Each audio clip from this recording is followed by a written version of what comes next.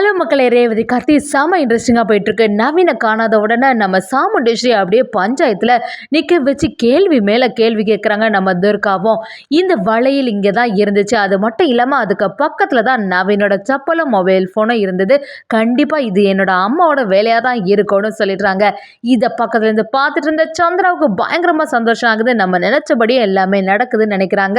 சாமுண்டேஸ்வரி ஒரு கட்டத்தில் எங்கனாலும் போய் விசாரிக்கட்டு, கோர்ட்டுக்கு போனாலும் எனக்கு பிரச்சனை இல்லை, என் மேலே எந்த தப்பும் இல்லைன்னு சொல்லிட்டு பஞ்சாயத்தை விட்டு வெளியில் வராங்க. அதே சமயத்தில் நவீனோட நினைவு திரும்புது. அப்படியே பக்கத்தில் இருந்த மொபைலை எடுத்து நம்ம கார்த்திக்கு ஃபோன் பண்ணி ஒரு வழியை நம்ம கார்த்தி அவங்கள காப்பாற்றிட்டாங்கன்னே சொல்லலாம். அதே சமயத்தில் இன்னொரு பக்கம் பார்த்தீங்கன்னா வீட்டில் இருந்த வளையலை யாரோ எடுத்திருக்காங்க. கண்டிப்பாக வீட்டில் உள்ளவங்களோட வேலையாக தான் இருக்கும்னு சொல்லிட்டு நம்ம சாமுண்டேஸ்வரியும் சந்தேகப்படுறாங்க. வரு வழியாக சந்திராவோட உண்மையான முகம் எல்லாமே கொஞ்சம் கொஞ்சமாக தெரிய வருதுன்னே சொல்லலாம். வீடியோக்குள்ளே போகிறதுக்கு முன்னாடி யாரெல்லாம் நம்ம சேனலுக்கு சப்ஸ்கிரைப் பண்ணலையோ அவங்க சப்ஸ்கிரைப் பண்ணிடுங்க.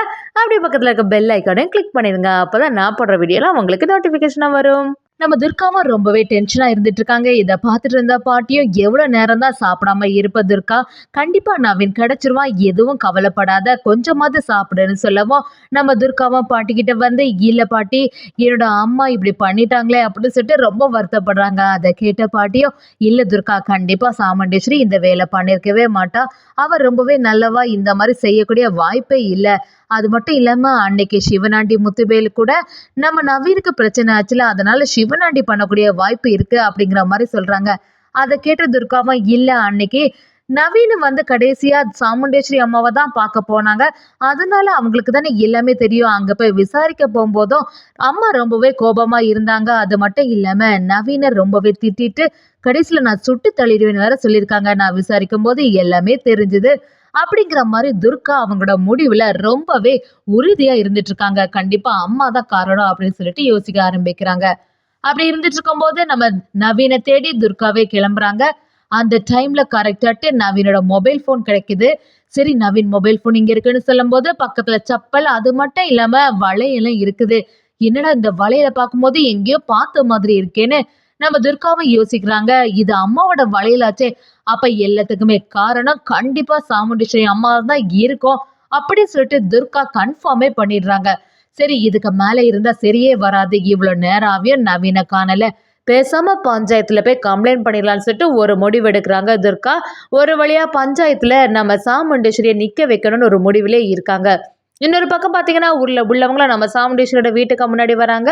சாமுண்டீஸ்வரி என்னன்னு விசாரிக்கவும் உங்களுக்கு மேலே கம்ப்ளைண்ட் கொடுக்குறாங்கன்னு சொல்லிடுறாங்க. இதை கேட்ட சாமுண்டீஸ்வரி, ஏன் மேலே யார் கம்ப்ளைண்ட் கொடுப்பா அப்படிங்கிற மாதிரி கேட்கவும், உங்களோட பொண்ணு துர்கா தான் கம்ப்ளைண்ட் பண்ணியிருக்கா, அதனால நீங்கள் பஞ்சாயத்துக்கு வரணும்னு சொல்கிறாங்க. இதை கேட்ட ராஜராஜனும், என்ன நம்ம பொண்ணு இந்த மாதிரி பண்ணிட்டாலே, கண்டிப்பாக நீ இதை பண்ணியிருக்க மாட்டேன்னு எனக்கு நம்பிக்கை இருக்குது ஈஸ்வரி அப்படின்னு சொல்லவும், சாமுண்டேஸ்வரி அவளுக்கு எவ்வளோ தைரியம் இருக்கணும், என்னை நம்பாமல் இந்த மாதிரி செய்துட்டாளா அப்படிங்கிற மாதிரி சாமுண்டேஸ்வரி கோபப்பட ஆரம்பிக்கிறாங்க.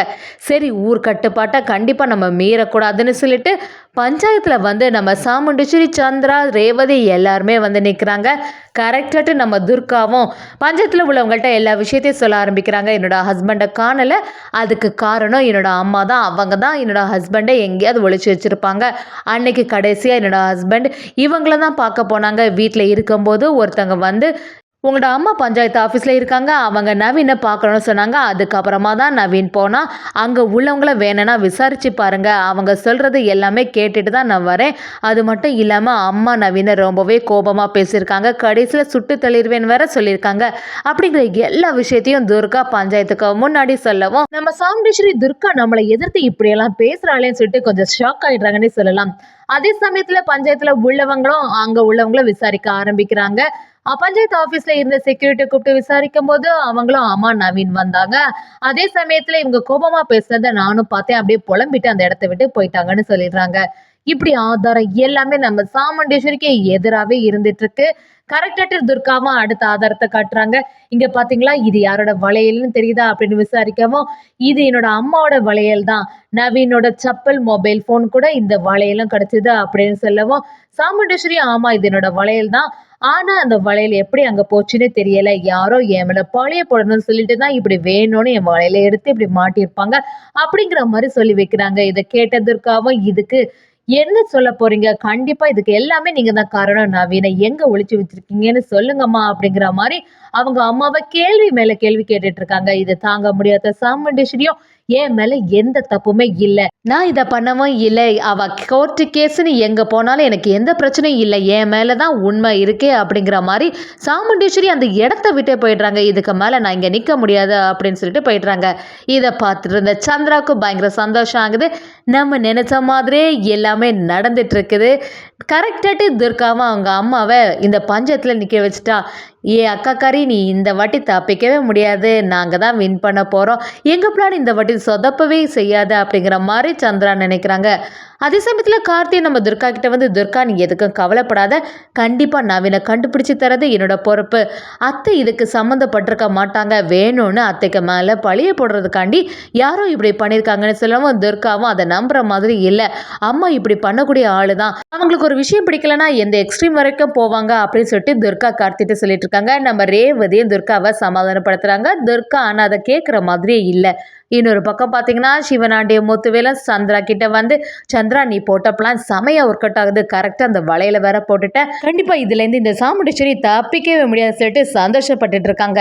இன்னொரு பக்கம் பார்த்தீங்கன்னா கார்த்தியும் நம்ம நவீனை தேடி எல்லா பக்கமும் போயிட்டு இருக்காங்க.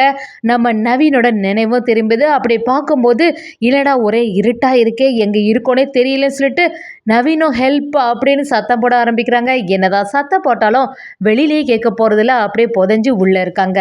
கொஞ்ச நேரத்தில் நவீனுக்கும் ரொம்பவே பதட்டம் ஆகுது. என்ன பண்ணுறதுன்னு தெரியலையே அப்படின்னு சொல்லிட்டு இப்படி தடவி பார்க்கும்போது கையில் ஒரு மொபைல் ஃபோன் மாட்டுது. மொபைல் ஃபோன் கிடச்சிட்டு சொல்லிட்டு கார்த்திக்கு ஃபோன் பண்ணிடுறாங்க. கார்த்திக்கு எல்லா விஷயத்தையும் சொல்ல ஆரம்பிக்கிறாங்க. எதுவுலையும் என்ன புதைச்சி வச்சுட்டாங்க போல் அப்படிங்கிற எல்லா விஷயத்தையும் சொல்லவும் நம்ம கார்த்தி அப்படி எந்த இடம்னு புரிய மாட்டேங்குதே அப்படின்னு சொல்லிட்டு நம்ம மயில் வாகனத்திட்ட எல்லாத்தையும் சொல்ல ஆரம்பிக்கிறாங்க. மயில் வாகனமும் அன்னைக்கு நம்ம காரில் போகும்போது நைட்டு ஒரு பெட்டியை பார்த்தேன். ஆனால் அது பக்கத்தில் போகலை. பக்கத்தில் போகும்போது ஒரு சவுண்டு வந்த உடனே அந்த இடத்துலேருந்து நான் வந்துட்டேன்ப்பா. கண்டிப்பாக அந்த இடத்துல தான் அப்போ நம்ம நவீனை ஏதாவது பண்ணியிருப்பாங்கன்னு சொல்லிட்டு நம்ம மயில் வாகனமும் கார்த்தியும் ஃபாஸ்ட் அந்த இடத்துக்கு போகிறாங்க. அதே சமயத்தில் நம்மக்கிட்ட கொஞ்சம் டைம் தான் இருக்குது. அவனுக்கு ஏதாவது மூச்சு ப்ராப்ளம் வந்துட போகுது. சீக்கிரமாக போயிடணும் அப்படின்னு சொல்லிட்டு கார்த்தியும் மயில் வாகனமும் பதட்டமாக இருக்காங்க.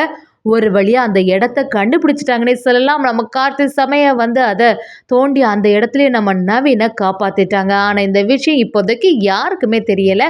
இதுக்கு எல்லாமே காரணம் சிவனாண்டியும் அந்த முத்துவேலு தான் சொல்லிட்டு நவீன் நம்ம கார்த்திகிட்ட சொல்கிறான். அது மட்டும் இல்லாமல் எல்லா பழியும் சாமுண்டீஸ்வரி அத்தைக்கு மேலே பழியை போட்டுடலான்னு சொல்லிட்டு பிளான் பண்ணி வச்சுருந்தாங்கன்னு எல்லா விஷயமும் நம்ம கார்த்திக்கு தெரிய வருது. சரி வா முதல்ல ஹாஸ்பிட்டலுக்குன்னு கூட்டிகிட்டு போய் நம்ம நவீனை சரிப்படுத்துகிறாங்க. இன்னொரு பக்கம் பார்த்தீங்கன்னா துர்காக்கும் நவீனை காணலியன்னு சொல்லிட்டு தேடிட்டு வராங்க. அதே சமயத்தில் வீட்டுக்கு வந்த சாமுண்டீஸ்வரிக்கு பயங்கர குழப்பமாக இருக்குது. என்னடா வீட்டில் இருந்த என்னோட வளையல் வெளியில் போயிருக்குன்னா கண்டிப்பாக வீட்டில் இருந்து யாரோ தான் பண்ணியிருப்பாங்களோ அப்படின்னு சொல்லிட்டு ரொம்பவே குழப்பாகிறாங்க. ஒரு வழியை நம்ம கார்த்தி நவீனை காப்பாற்றினது மட்டும் இல்லாமல் சந்திரகலாவுக்கு ஆப்பு வைக்கிற மாதிரி சாமுண்டீஸ்வரி கிட்ட எல்லாத்தையும் சொல்லிடுவாங்கன்னே சொல்லலாம்.